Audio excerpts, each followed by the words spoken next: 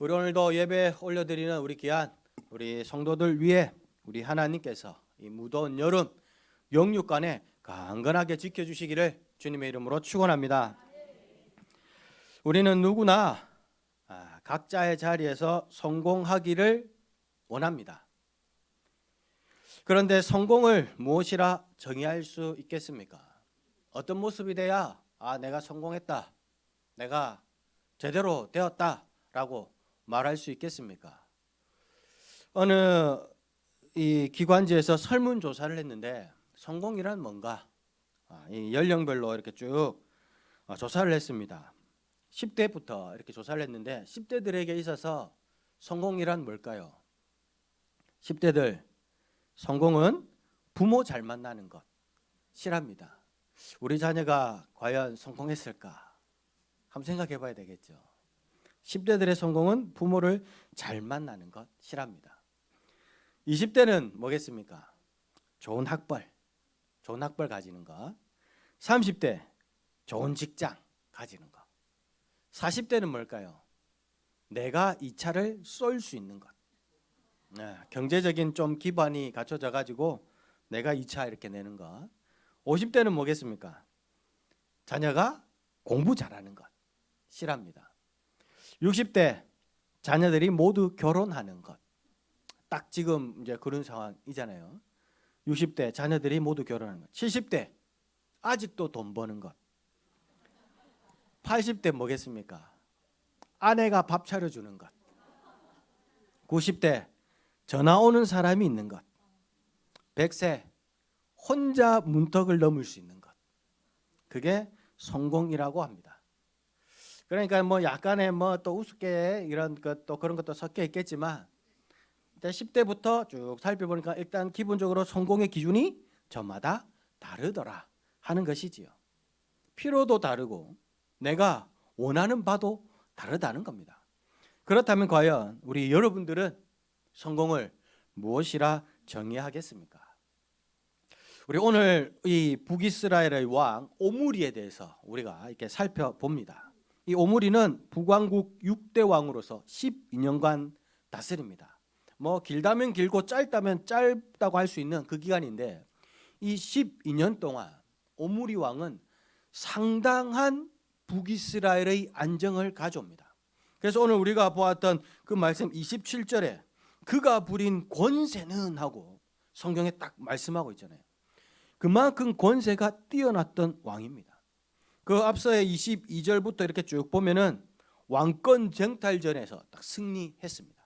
그래서 이 12년간 딱 다스릴 때 재임 중에 절반 6년은 디르사에서 딱 다스리고 나머지 절반은 사마리아에서 이렇게 다스립니다. 사마리아가 어디냐? 옮긴 수도입니다. 수도를 옮겨버린 거예요.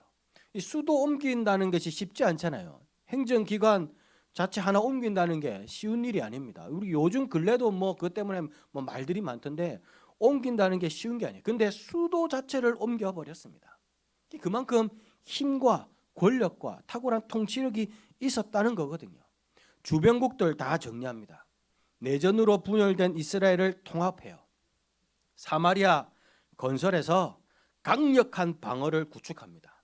그리고 그것을 중심으로 교역의 중심지로 딱 만들어냅니다. 그렇게 해서 이 나라를 잘 다스려서 딱 든든하게 해서 아들 아합에게 딱 왕위를 물려줍니다. 그렇게 해서 이런 이유 등으로 인해서 고고학적으로 역사적으로 북이스라엘을 뭐라고 그러냐? 오므리의 왕조라고 그럽니다. 그 당시에 있었던 아수르라는 제국에서는 그들의 역사서에 오므리의 나라라고 북이스라엘을 평하고 있습니다. 그만큼 이 오므리는 훌륭한 업적을 이루었어요. 그런데 오늘 말씀을 보니까 어떻습니까? 이 하나님께서는 혹평을 가하십니다. 25절이잖아요. 25절. 모든 사람보다 더욱 악하게 행했다 그래요. 표면적으로 보면, 밖으로 보면 사실은 가장 성공한 왕입니다. 가장 왕성한 업적을 이루었어요. 그런데 하나님의 평가는 가장 악했다 하십니다. 이게 어떻게 된 건가 하는 겁니다. 따라서 오늘 우리 이 말씀을 통해서 우리가 기억해야 될 것이 있습니다. 뭐냐? 사람의 평가와 하나님의 평가가 다를 수 있다는 겁니다. 다를 수 있다는 겁니다. 성공을 하고 높은 지위를 얻어도 하나님 보시기에 그거 아니야 할 수 있다는 것이지요. 따라서 우리의 성공 누가 먼저 인정해야 되겠습니까? 하나님께서 인정해야 되는 겁니다. 하나님께서 높여주시고 하나님께서 칭찬 듣는 그런 성공이 되어야 될 줄로 믿습니다. 하나님께서 원하시는, 그럼 인정하시는 그런 성공이 뭘까요? 헨리 나우엔이라는 분이 있잖아요. 영성의 대가. 그분이 이렇게 말씀을 했습니다. 하나님의 성공은 세 가지 유혹을 거부하는 것이다 그랬어요. 이 세 가지 유혹이 뭐냐? 인정받으려는 유혹, 유능하려는 유혹, 영향력을 가지려는 유혹이라고 그랬습니다. 그냥 일반적으로 우리가 성공했다고 하면은 어떤 생각이 납니까? 인정받아야 되죠. 높아져야 됩니다. 그것을 성공이라고 해요. 또 이왕 가지는 것 많이 가져야 합니다. 그게 우리가 생각하는 성공입니다. 전부 다 어떻습니까? 상향식입니다. 위로 바라보는 성공이에요.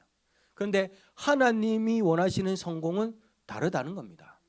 인정받으려는 게 아니고 유능하려는 게 아니고 영향력을 가지려는 게 아니다는 겁니다. 가난한 자는 복이 있나니. 가난한 자가 복이 있습니다. 의에 줄인 자는 복이 있나니. 의에 줄인 자가 있습니다. 누구든지 첫째가 되고자 하면 무사람의 끝이 되며 끝이 되어라 라는 겁니다. 어떻습니까? 다 하향식입니다. 세상의 성공은 위를 바라보는 것이라면 하나님의 성공은 아래를 바라보는 것이지요. 창세기 10장에 보면은 니므롯이라는 인물이 나옵니다. 창세기 10장 8절에서부터 10절인데 구스가 또 니므롯을 낳았으니 그는 세상의 첫 용사라 그래요. 그리고 그가 여호와 앞에 용감한 사냥꾼이 되었고 아문은 이 여호와 앞에 니므롯 같이 용감한 사냥꾼이로다 그렇게 말씀하고 있습니다. 그래서 나중에 10절에 보니까 그의 나라는 하고 그의 나라를 가진 그런 인물이 바로 니므롯입니다. 그러니까는 첫 용사라 그랬잖아요. 하나님 앞에 용감한 사냥꾼이라 그랬잖아요. 그러니까 아주 걸출한 그런 인물인 겁니다. 그리고 마지막 10절에 그의 나라는 했으니까 어떻게 왕국을 건설한 인물입니다. 창세기 10장에 이미 왕국을 건설하고 이 왕관을 쓴 인물이 등장하는 거예요. 그가 바로 니므롯입니다. 그의 나라는 시날에서라고 했으니까 시날 땅의 바벨과 그랬으니까 이 혹자는 이야기하기를 바벨탑을 누가 건설했을까요? 특별히 딱 찍어서 인물이 나오지 않거든요. 그런데 시날 땅의 바벨 했으니까 바벨탑을 누가 건설했냐? 바로 니므롯이 건설한 게 아닌가 하고 사람들은 추측하고 있습니다. 그러니까 그 당시에 이미 왕국을 건설하고 그의 나라가 있을 정도의 그런 대단했던 인물입니다. 그래서 세상에 뭐래 첫 용사라 그러잖아요. 그런데 유대 고대사나 유대 전승에 보면 니므롯이라는 인물을 굉장히 부정적으로 다루고 있습니다. 이 용감한 사냥꾼이로다 그러잖아요. 여호와 앞에 용감한 사냥꾼이로다 그럽니다. 근데 여호와 앞에 할 때 이 앞에 이 단어가 뭐냐? 면전에서 이 말이거든요. 대면에서 그 앞에서 면전에서 용감한 이 뜻이 용감했다는 것 외에 다른 뜻이 있는데 그게 뭐냐? 난폭한이라는 뜻이 있습니다. 그러니까 니므롯이 어땠다는 거예요? 하나님 앞에서 조차도 난폭했다는 겁니다. 아주 흉폭했다 하는 겁니다. 그래서 유대 고대사라는 그 책에 보면은 이 니므롯이 이 백성들에게 독려해서 바벨탑을 쌓아가면서 외친 구호가 있는데 그게 뭐냐? 여호와에게 보복하자, 하나님에게 보복하자였다고 그래요. 아주 부정적이지요. 그래서 근래는 니므롯주의라는 게 있습니다. 세상적 성공에 몰입하는 사람, 세상적 성공만을 향해 나아가는 사람, 그런 사람들을 일컬어서 니므롯주의라고 그렇게 이야기를 합니다. 실제로 이 니므롯이라는 이름의 뜻이 있는데 그게 뭐냐? 바로 반역자라는 뜻입니다. 니므롯 첫 용사였어요. 용감한 사냥꾼이었습니다.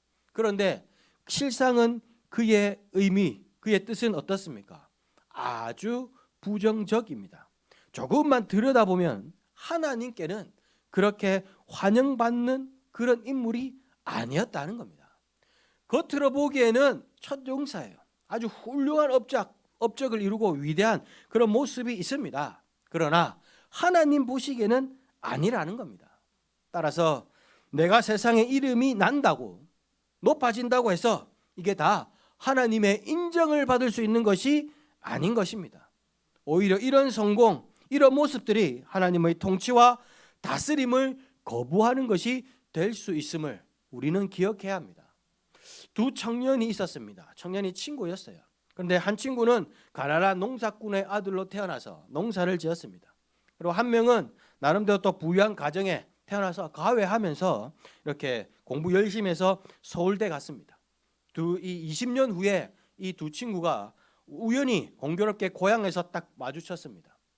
한 친구는 농사 이렇게 열심히 지으면서 나중에 교회 또 열심히 지키고 해서 교회의 훌륭한 리더가 되었습니다. 그런데 서울 간 친구는 대기업에서 직장 생활 열심히 하다가 번아웃 되어서 고향에 돌아왔어요. 그래서 지금 요양 중이라고 그럽니다. 과연 누가 성공한 걸까? 어떤 사업가가 크게 성공을 했습니다. 그런데 이 사업가는 매일 아침 눈 뜨면서 냉장고만 보면은 한숨을 짓는다고 그래요. 왜? 냉장고 안에 아무것도 없거든요. 너무 바빠서 음식을 채워 넣을 시간조차 없는 겁니다. 그래서 아침에 일어나서 뭐 하나 먹으려고 해도 먹을 수가 없는 겁니다. 그래서 늘 한숨만 푹푹 쉬는 겁니다. 크게 성공했지만 당장에 먹을 게 없습니다. 이게 과연 참된 성공이라 할 수 있을까 하는 것이지요.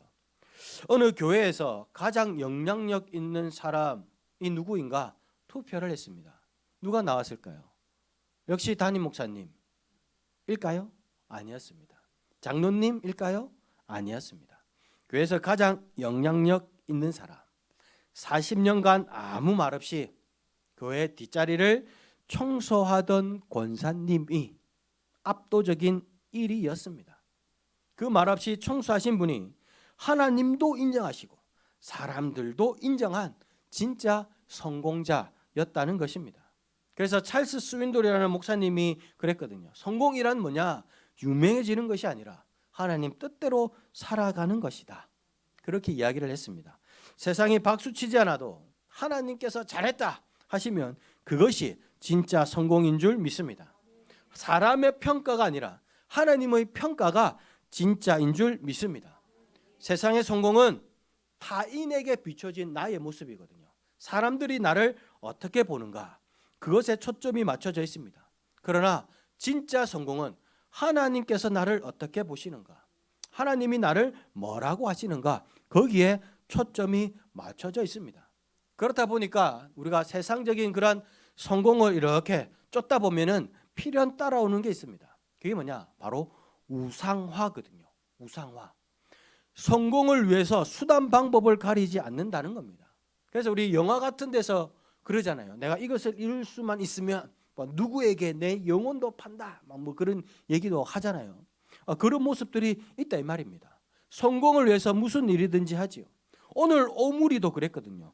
26절에 이렇게 보니까 느바스의 아들 여로보암의 모든 길로 행했다, 그렇게 말씀하고 있습니다.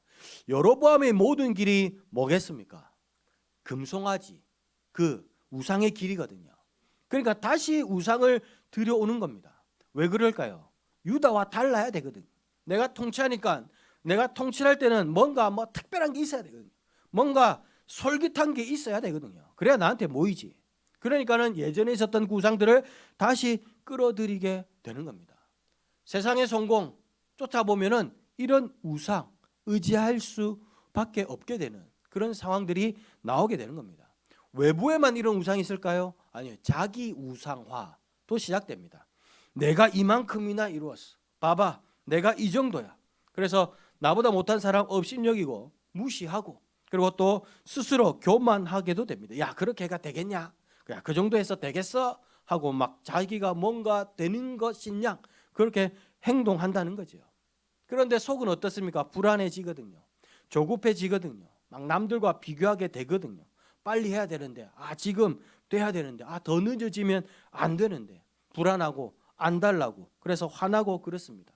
쟤는 이만큼이나 이뤘는데 나는 이게 뭐야, 늘 비교의식에 사로잡히게 됩니다. 그래서 조금만 더, 여기서 조금만 더 늘 욕망의 그런 노예로 전락하게 되는 거죠. 그러나 우리가 하나님이 인정하시는, 하나님께서도 기뻐하시는 그런 성공을 따라가면 세 가지가 있습니다. 평안이 있고 감사가 있고 자유가 있습니다. 평안이 있습니다. 하나님의 주권을 인정하거든요. 그 앞에 다 내어 맡기잖아요. 맡김의 역사가 있습니다. 그러니까 내가 억지로 하려고 하지 않습니다. 그러니까 어떻게 평안한, 내 영혼 평안의 평안함, 샬롬의 평안, 외부에서 가져갈 수 없는 그런 평안이 내 안에 임하게 된다는 겁니다. 그리고 감사가 있지요. 이리 하심도 감사, 저리 하심도 감사, 주신 이도 요하시고 가져갈 이도 요하시고, 다 이렇게 하나님 앞에 내어 맡길 때 감사가 넘칩니다. 그리고 또 자유함이 있습니다. 막 더 가지려고 하고 그런 거 있지 않습니다. 주신 대로 주신 만큼 이렇게 살아갑니다. 그래서 언제든지 내어줄 준비를 하고 또 내려갈 준비를 하고, 하나님께서 아니다 하면 그냥 지나칠 수 있는 그런 자유함이 있습니다. 우리 그리스도인들은 어떤 성공에 초점을 맞추어야 하겠습니까? 사람들 눈에 비춰지는, 사람들 눈에 차는 그런 성공이겠습니까? 아니면 하나님 눈에 차는 성공이어야 하겠습니까? 우리는 이왕 성공을 하되 하나님 원하시는 성공을 해야 될 줄로 믿습니다. 따라서 오늘 우리가 기억해야 될 것은, 두 번째는 뭐냐? 단순히 성공하자가 아닙니다. 하나님 인정하시는 성공을 하자 하는 겁니다. 하나님 기뻐하시는, 하나님 인정하시는 그런 성공이 되어야 한다는 것입니다. 세상적이다라는 말이 있지요. 세상적이다. 좋은 뜻입니까? 나쁜 뜻입니까? 뭐 이렇게 세상적이다 하면 아무래도 이렇게 조금 이제 좀 부정적인 그런 느낌을 받습니다. 그런데 이 세상적이다라는 말이 사실은 무조건 나쁜 그런 의미만은 아니거든요. 가령 들어서 저 김세훈 목사님은 참 세상 물정을 모르셔라고 했다고 칩시다. 이 무슨 뜻이겠어요? 뭐 물론 보이는 대로 순수하시고 정결하시고 뭐 그렇다는 의미겠지요. 근데 우리 김세훈 목사님은 참 세상 물정 모르셔, 느낌이 썩 좋지만은 않습니다. 그래서 우리가 이 세상을 알아야 되거든요. 사실은 세상도 알아야 그에 대응도 하고 또 그런 이야기들도 함께 나누고 또 그 가운데서 잘 살아갈 수가 있습니다. 그런데 이게 세상적이라는 말이 있고, 근데 또 반면에 세속적이라는 말이 있습니다. 세속적이라는 말은 무슨 말일까요? 세속, 쏘가지까지 세상적이다 이 말이거든요. 속까지 세상적이면은 이것은 안 된다 하는 겁니다.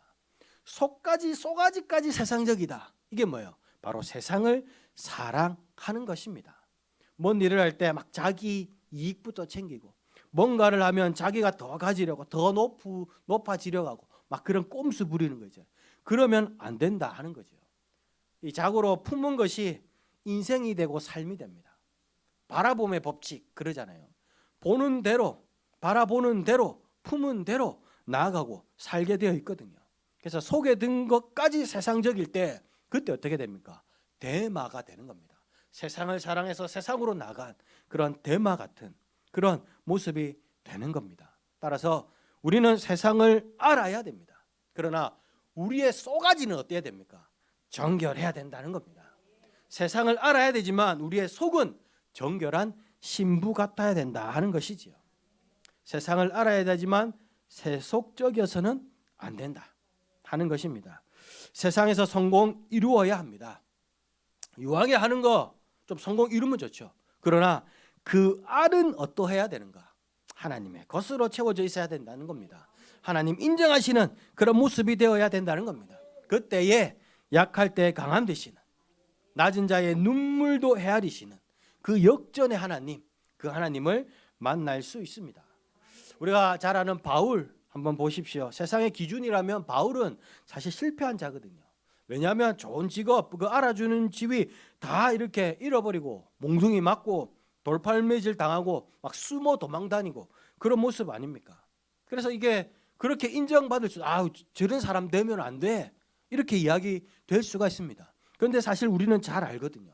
바울이야말로 무명한 자 같으나 유명한 자라는 걸 잘 압니다.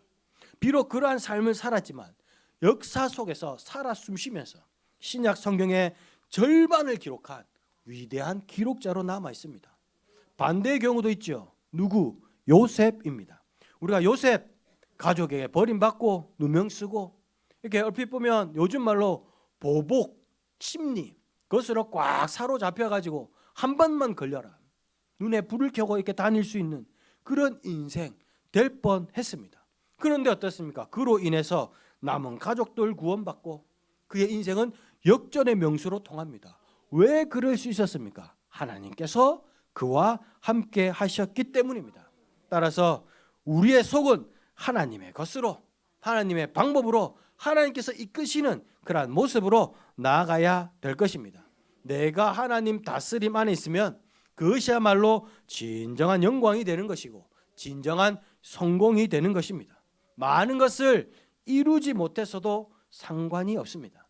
하나님과 함께하는 그 삶이 사실은 우리의 면류관을 쌓는 일이고 영광으로 가는 여정입니다.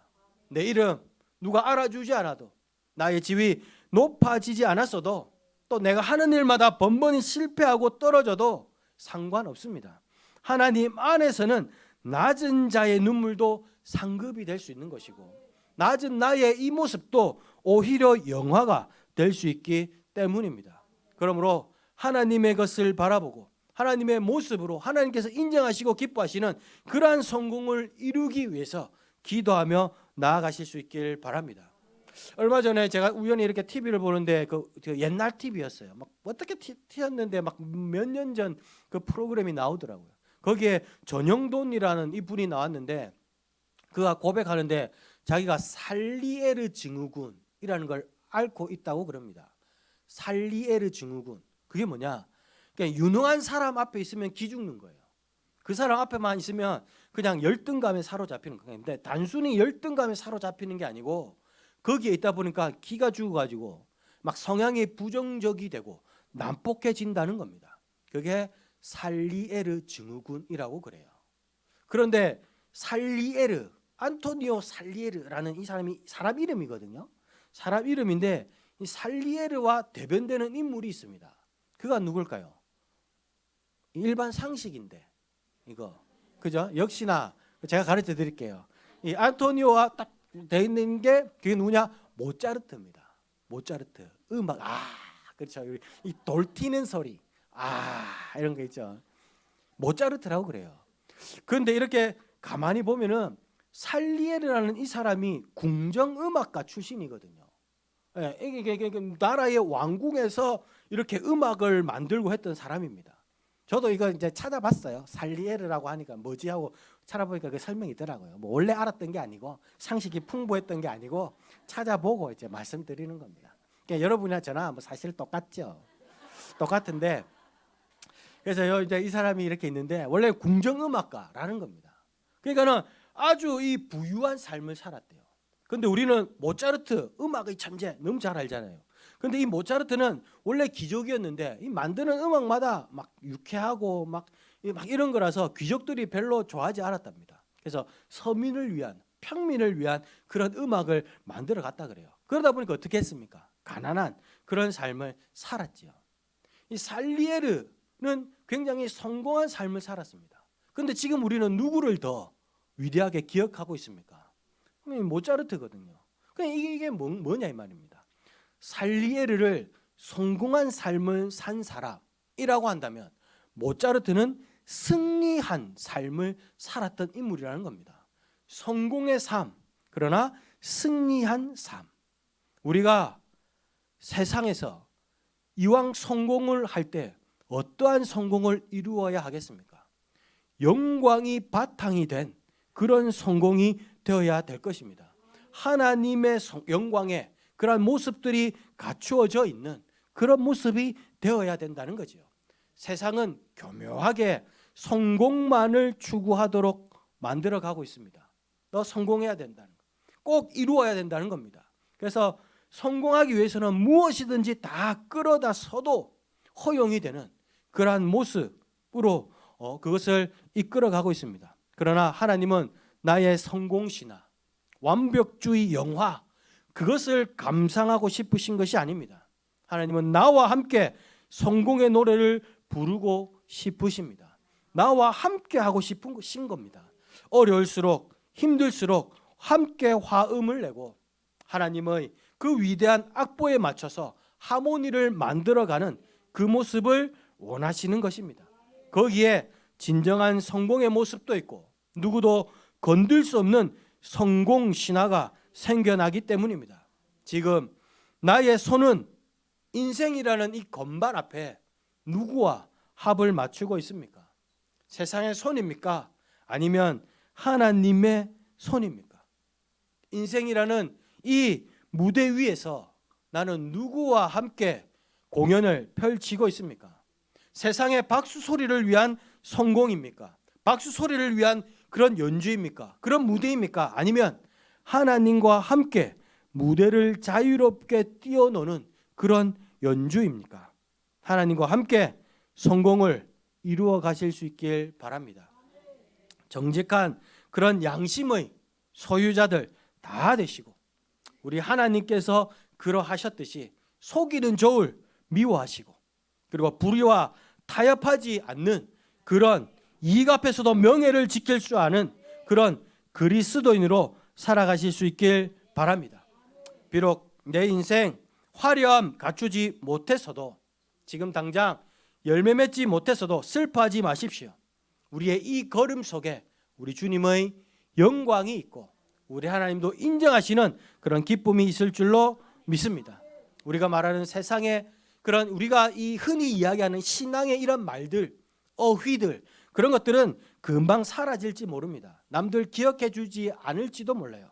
그러나 우리가 아는 이 신앙의 행동들은 세상의 빛과 소금이 되어서 영원히 기억될 줄로 믿습니다. 그리고 그 모습 위에 하나님도 인정하시는 완전한 성공의 모습, 하늘 면류관 있을 줄로 믿습니다. 그러므로 오늘 우리 이 오므리의 모습 잘 기억해서 이 모습이 아니라 하나님께서 기뻐하시는 하나님께서 인정하시는 그런 모습들로 나아갈 수 있길 바랍니다. 성공했는데 자수성가했는데 인생의 결말이 비참하면 안 되잖아요. 우리 오므리 오늘 성공했다 하는데 나중에 아합 왕권 받거든요. 아합 하면 딱 떠오르는 게 있잖아요. 아합과 이세벨. 나중에 어떻게 될까요? 아합 죽고 나서 그 시체의 피를 개들이 핥습니다. 무슨 얘기예요? 처참하게 벌어졌다는 얘기입니다. 이세벨 시체 개들에게 먹힙니다. 이런 모습 되면 안 되지 않겠습니까? 하나님 주시는 그러한 기쁨의 성공, 또 하나님께서 인정하시고 높여주시는 그러한 모습으로 나아갈 수 있길 바랍니다. 말씀의 결론을 맺습니다. 세상의 평가보다 하나님의 평가를 두려워하십시오. 하나님과 함께하는 그러한 성공의 연주해 나가십시오. 하나님께서 기뻐하시는 그러한 성공 이루어가기 위해 우리 함께 기도할 수 있길 바랍니다. 그렇게 했을 때 주께서 나를 보호하시고 주께서 친히 내 인생 붙들어 주시고 주께서 내 가문, 내 가정 진정한 영광의 길로 이끌어 가실 줄 믿습니다. 이 많은 것 이루지 못함을 아쉬워하지 말고 하나님과 함께 이루어갈 수 있는 저와 여러분 될 수 있길 바랍니다. 우리 시간 함께 찬양하며 기도의 자리로 나아가도록 하겠습니다. 우리 십자가 그 사랑 우리 함께 찬양하시면서 하나님 내가 비록 지금 이 모습 가운데에 있지만 많은 것들 시도하며 나아갔을 때 아쉬움도 있고 또 때론 열등감도 있고 그리고 번번이 실패한 그러한 모습이지만 하나님 그런 거 낙심하지 아니하고 하나님과 함께하는 이 인생을 기뻐하게 하여 주시옵소서. 이 인생 가운데에 진정한 성공이 있음을 친히 알게 하여 주시옵소서. 이 시간 우리 함께